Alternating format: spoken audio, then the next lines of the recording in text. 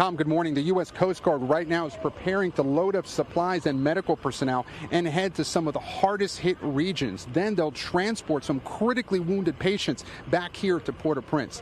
And we should warn you, some of the images you're about to see are tough to watch. But Haiti's prime minister has declared a state of emergency after one of the most powerful earthquakes this country has ever seen. This morning, a country in crisis. People tearing through rubble to find any signs of life after a monstrous 7.2 magnitude earthquake on Saturday devastated southwest Haiti.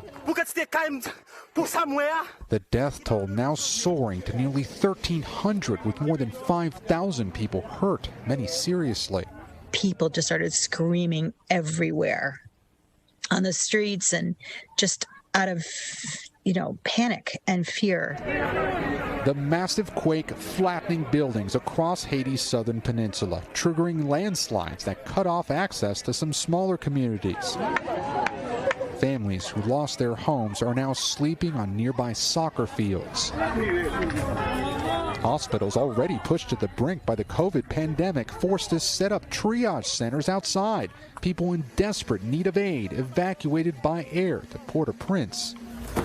An international effort to help is now underway, the U.S. sending a 65-person search and rescue team from Virginia at the request of the Haitian government. The U.S. Coast Guard is also helping airlift the injured.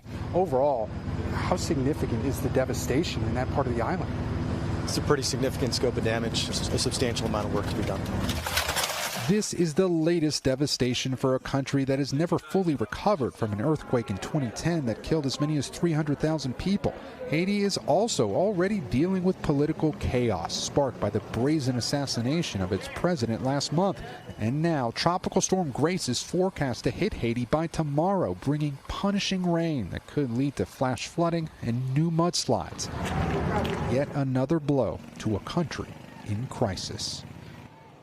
Now, this earthquake was actually more powerful than the one in 2010 that killed 250,000 people, but the difference is that its epicenter was in the southwestern part of the country, a much more rural area. Now, there are new concerns, though, that Tropical Depression Grace could bring torrential rain and the potential for more mudslides, further complicating these search and rescue efforts. Hey, thanks for watching our YouTube channel. Find your favorite recipes, celebrity interviews, uplifting stories, shop our favorite deals, and so much more with the Today app. Download it now.